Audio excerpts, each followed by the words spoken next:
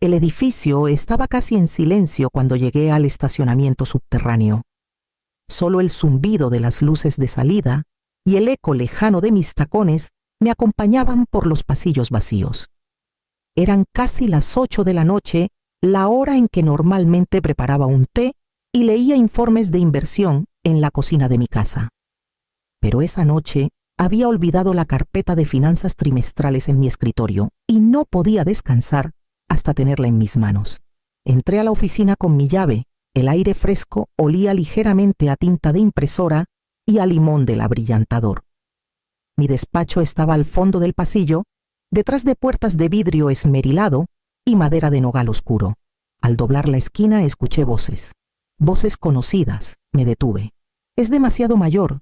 Ya es hora de que la saquemos», dijo Emiliano con un tono firme ensayado. Una pausa pesada, luego la voz de Nicolás más baja, menos segura. «Digo, no es fácil, pero sí. No podemos seguir haciendo las cosas a su manera. El mercado está cambiando». Me quedé inmóvil con la respiración atrapada en el pecho. La puerta estaba entreabierta.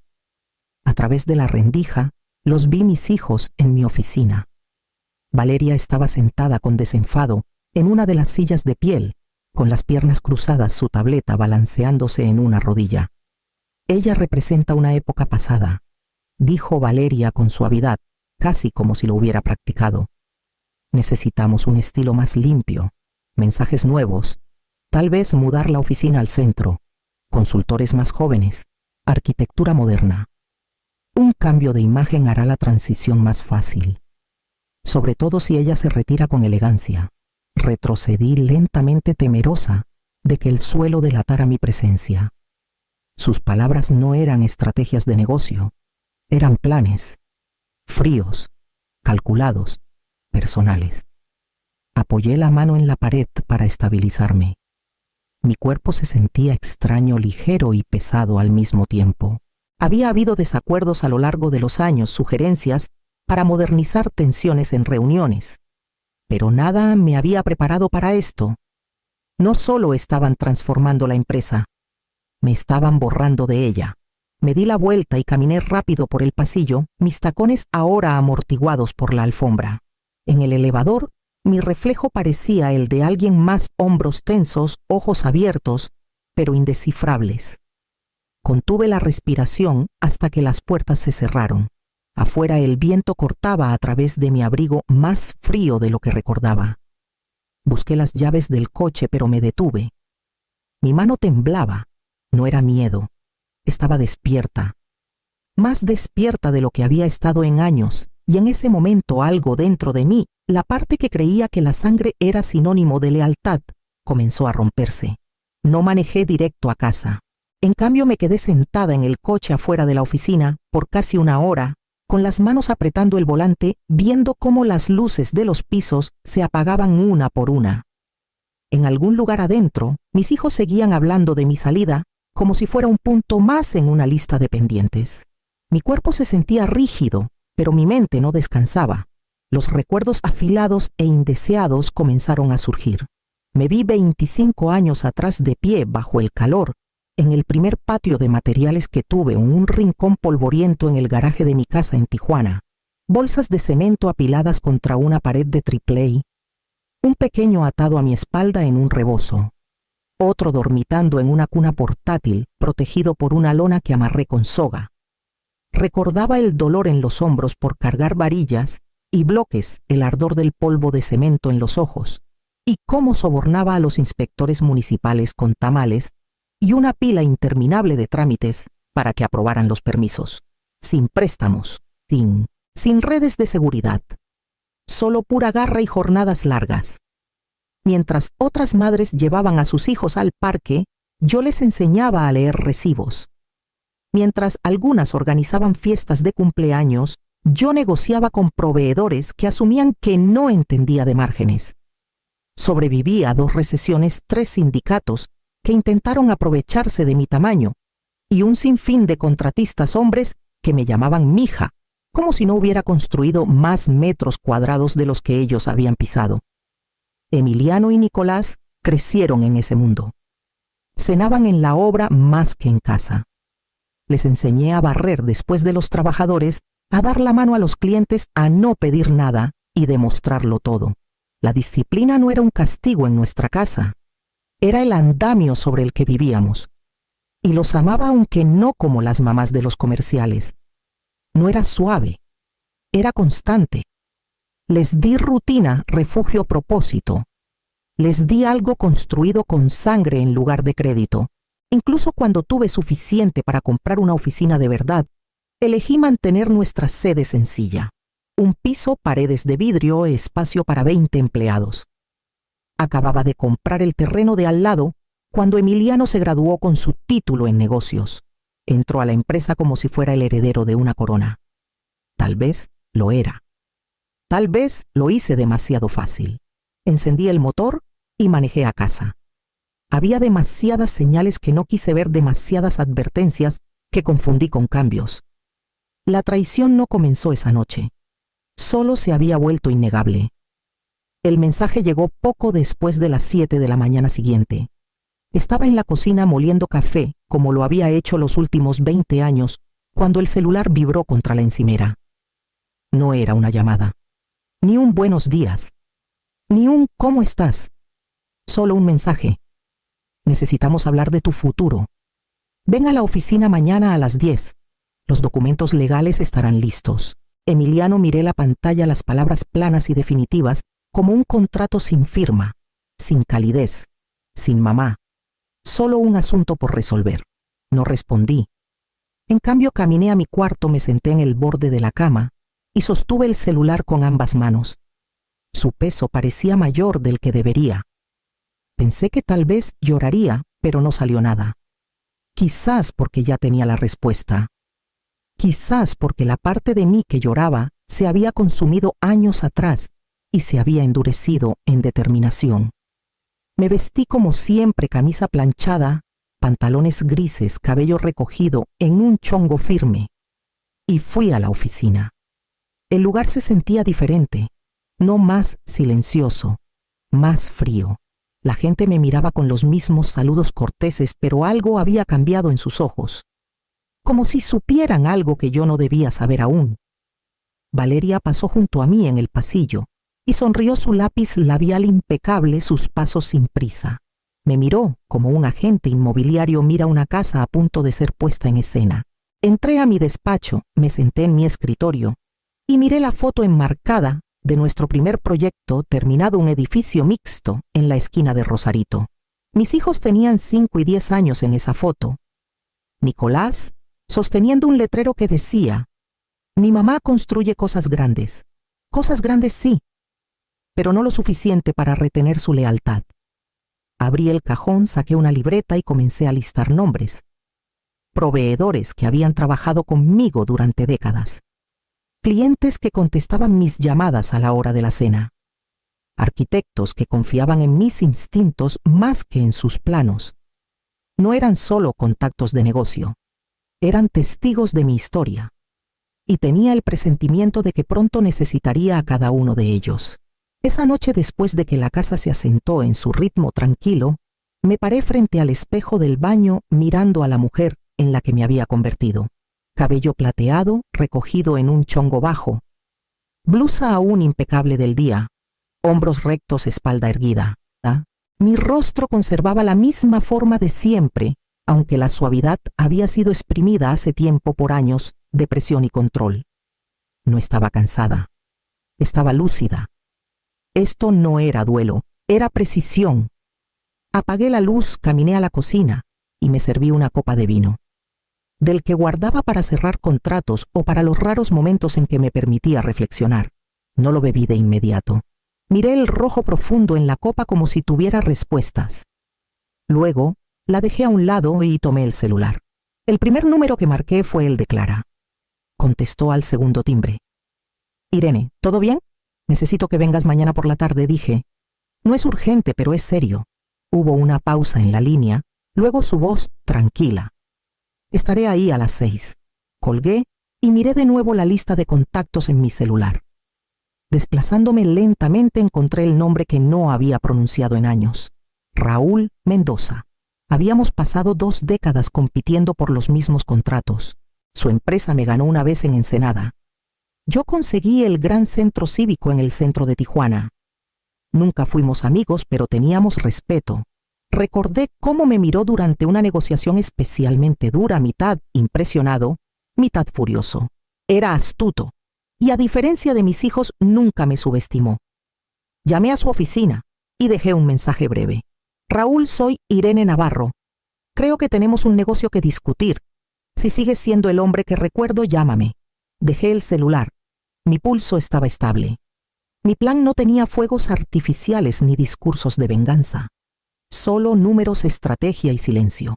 A la mañana siguiente, Clara llegó con su pila ordenada de carpetas y la misma calma de siempre. Le serví café en la taza de cerámica que le gustaba, la de nuestras reuniones trimestrales de impuestos. No te pido ayuda para hacer crecer el negocio, dije sentándome frente a ella. Quiero salir. Quiero que me ayudes a vender mi participación mayoritaria. Su ceja se alzó. Dejó la taza con cuidado. A Raúl preguntó. Asentí, y así el fuego encontró su rumbo. Llegaron puntuales como si la puntualidad pudiera disfrazar sus intenciones. Emiliano con su traje azul marino a la medida Valeria, con su tableta bajo el brazo, y un abogado joven que no reconocí, fresco, ansioso, ya demasiado cómodo. Tenía el café listo, la sala de juntas preparada, las luces ligeramente atenuadas para suavizar la tensión. Me senté a la cabecera de la mesa, donde siempre había estado, donde aún legalmente pertenecía. Ni un cabello fuera de lugar. Emiliano carraspeó y comenzó. Mamá, esto no es fácil para nosotros, pero creemos que es hora de una transición bien pensada, una que honre lo que has construido. Asentí levemente sin estar de acuerdo ni interrumpir. El negocio está evolucionando, dijo Valeria, deslizando una carpeta pulida por la mesa. Este plan asegura que tu legado permanezca intacto mientras dejamos espacio para la innovación, el crecimiento, la relevancia. El abogado abrió la carpeta para mí. Ahí estaba un lenguaje limpio, respetuoso. Conservaría un título honorífico. Recibiría una pensión cómoda. Producirían un video de despedida. Comunicados de prensa preaprobados. Una salida elegante lo llamaron. Hojeé cada página anotando las frases sutiles diseñadas para calmar, asesora emérita evolución del liderazgo, cláusula de reconocimiento a la fundadora. Era elegante, bien elaborado y completamente estéril. Esperaban que protestara. Tal vez esperaban lágrimas, tal vez indignación. No les di ninguna. Cerré la carpeta con calma y los miré uno por uno. Necesito una semana para pensar, dije, cruzando las manos con cuidado. Emiliano exhaló aliviado. Por supuesto, es más que justo. Nicolás, que había permanecido en silencio hasta entonces, asintió lentamente. Tómate todo el tiempo que necesites, mamá. Valeria, sin embargo, me observó con cuidado. Su sonrisa no llegó a sus ojos. Era lo bastante astuta para saber que algo no encajaba, pero no lo suficiente para saber qué. Avísanos si necesitas aclarar alguna parte, añadió con ligereza. Lo haré, dije poniéndome de pie. Gracias por venir preparados. Se fueron pensando que habían ganado, que me estaba retirando a procesar, a lamentarme, a desvanecerme. Lo que no sabían era que mientras ensayaban su golpe cortés, yo ya había establecido los términos de mi salida en mi propio tiempo, bajo mis propias reglas. A la mañana siguiente, Clara llegó temprano con los documentos finales en mano y Raúl llamó para confirmar el calendario de transferencias. Todo se movía, silenciosamente, rápidamente, legalmente. Para cuando volvieran por mi respuesta, la empresa ya no sería suya para reclamar. Raúl eligió la mesa del rincón como siempre lo hacía. El mismo café, el mismo asiento. La única diferencia era la distancia entre quienes éramos antes y lo que había venido a hacer ahora. Se puso de pie cuando me acerqué, me ofreció un apretón de manos firme y esperó a que el mesero se alejara antes de hablar. Pensé que habías dejado de intentar superarme en las licitaciones, dijo con una pequeña sonrisa. No vine a licitar, dije deslizándome en el asiento frente a él. Vine a vender. Eso lo hizo recargarse en el respaldo. Observé cómo giraban los engranajes detrás de sus ojos. No se apresuró a responder. Nunca lo había hecho. Por eso lo elegí. No porque confiara en él, sino porque respetaba su capacidad para ver el valor moverse rápido y mantener la boca cerrada. Te escucho, dijo. Lo expuse claramente. 60% de la propiedad. Control mayoritario total. Sin condiciones. Acuerdo discreto. Ejecución inmediata. Sus cejas se alzaron, pero no apartó la mirada. ¿Te estás alejando de tu propia empresa? No, dije. Me alejo antes de que me la quiten las dos personas para las que pensé que la había construido. Exhaló lentamente y asintió. Entendido. Negociamos números durante 2 expresos. No me insultó con ofertas bajas. No inflé el precio para exprimirlo. Ambos queríamos rapidez, no drama. Transferiré 1/3 hoy, dijo. El resto al completarse la transferencia. Limpio, rápido, confidencial. Clara coordinará con tu abogado. Quiero cada documento blindado. ¿Sigues trabajando con Clara Rivera? Preguntó con un toque de diversión en la voz. Nunca me ha mentido, dije. Eso la pone por encima de la mayoría. Sonrió. Incluyendo a tus hijos. Sobre todo a ellos. Cuando nos levantamos para irnos, se detuvo y me miró con seriedad. No lo verán venir. Lo miré a los ojos y dije, ese es el punto. De vuelta en casa, Clara y yo trabajamos hasta tarde. Ella ya había preparado los archivos relevantes, limpiado el camino fiscal y preparado los formularios de notificación al consejo. Sus manos se movían rápido, eficientes sin juzgar. Estarán furiosos, dijo en un momento sin levantar la vista. Lo sé, respondí. Que lo estén. Al tercer día la transferencia estaba completa. Raúl tenía la mayoría. La tinta estaba seca, los fondos liberados y los documentos sellados en una carpeta sobre mi escritorio. Ni una sola vez sentí arrepentimiento. Ni una sola vez dudé.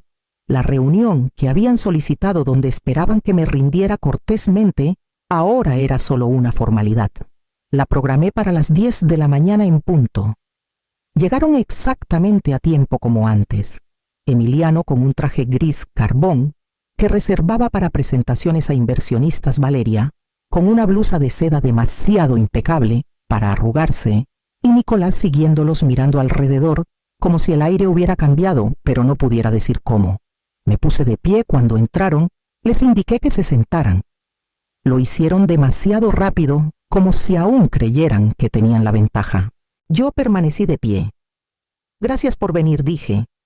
Emiliano cruzó las manos sobre la mesa. Nos alegra que hayas tomado tiempo para pensarlo todo. Realmente esperamos. He tomado una decisión, lo interrumpí. A partir de ayer por la tarde, he vendido mi participación del 60% en la empresa. Hubo un silencio que sentí en la piel. ¿Qué, Nicolás? Parpadeó mirándome y luego a su hermano. A Raúl Mendoza, dije. Ahora él es el dueño mayoritario. Efectivo de inmediato. El rostro de Emiliano no lo registró al principio. Entrecerró los ojos como si las palabras no tuvieran sentido. Luego vino el color drenándose de sus mejillas. No puedes hacer esto. Ya lo hice, dije con calma. La boca de Valeria se abrió y luego se cerró. Sus dedos se apretaron en el borde de la mesa. Nicolás me miró como si no estuviera seguro de si esto era un farol o una bomba. Era ambas. Emiliano se levantó abruptamente. Teníamos un plan de transición. Dijiste, dije, que necesitaba una semana, lo interrumpí. Nunca dije qué haría con ella. Porque él preguntó, Valeria, su voz baja y afilada. Porque respeta lo que es esta empresa. Y no me pidió que desapareciera silenciosamente. Entonces solté el segundo peso. Quedarse o no ya no es mi decisión, dije. Eso depende de Raúl ahora. Puede que los mantenga, o no. La sala quedó en silencio. Nicolás se recargó lentamente frotándose la mandíbula. Valeria miró al suelo. Emiliano me miró como si hubiera quemado algo sagrado. Entregaste nuestro legado a un competidor, dijo finalmente. No, dije. Lo entregué a alguien que nunca olvidó cómo lo construí. Recogí mis notas tranquila y sin prisas. Ya no son herederos, son empleados. y los empleados responden a la propiedad. Caminé hacia la puerta. Detrás de mí nadie se movió. Para cuando llegué al vestíbulo mi celular vibró. Un mensaje de Raúl. Transferencia completa. Personal informado. Felicidades. Salí y exhalé una vez y dejé que el viento se llevara el resto. Compré la casa 2 semanas después de que los papeles se finalizaron. Una casita de un piso escondida entre pastos marinos y dunas desgastadas al sur de Puerto Vallarta. Tenía pintura descascarada y un buzón torcido, pero miraba al océano y olía a sal, viento y tiempo. Eso era suficiente. Traje solo lo necesario. Unos pocos libros. Mis guantes de jardinería. Una taza de café de los primeros días de la empresa con el logo casi borrado. El resto lo dejé atrás. Los días llegaban lentamente al principio. Despertaba cuando quería. Caminaba descalza por el patio. Arrancaba maleza sin apuro. Mis manos recordaban el ritmo del trabajo, pero mi mente ya no corría para llenar el silencio. Dormía toda la noche sin correos que revisar, sin juntas que preparar, sin agendas que redactar. La libertad era más silenciosa de lo que esperaba y más completa. Luna venía casi todos los fines de semana. Llegaba con el cabello alborotado por el viento, un cuaderno de bocetos bajo el brazo y preguntas que nunca me cansaba de responder. Abuela me preguntó una vez acurrucada a mi lado en el porche: ¿no te sientes sola aquí? Lo pensé. Miré el horizonte donde el cielo besaba el océano sin disculpas. Estar sola no es lo mismo que estar vacía, le dije. Me tengo a mí misma. Y eso por fin es suficiente. Ella sonrió como si entendiera más de lo que sus 17 años deberían permitir. Luego abrió su cuaderno y me mostró un dibujo de un edificio pequeño, con ventanas grandes y enredaderas trepando por un lado. Es una biblioteca comunitaria, dijo. Quiero construir lugares donde la gente se sienta segura, como tú construiste tu empresa. La miré a esta nieta que aún me decía abuela con suavidad, no por obligación, y sentí que algo cambiaba de nuevo. No dolor, no arrepentimiento, solo liberación. La casa no tenía mucho, pero tenía aire que se movía sin presión, silencio que no acusaba. Espacio para que una mujer fuera exactamente como era, sin roles que cumplir, sin máscaras que usar. Y finalmente tenía paz. Esa noche, después de que Luna se fue, me senté sola bajo la luz del porche con una taza de té y una copia gastada de El Viejo y el Mar. Pasé las páginas lentamente dejándolas susurrar en la brisa. Y entonces, entre párrafos, escuché el familiar ding de mi celular.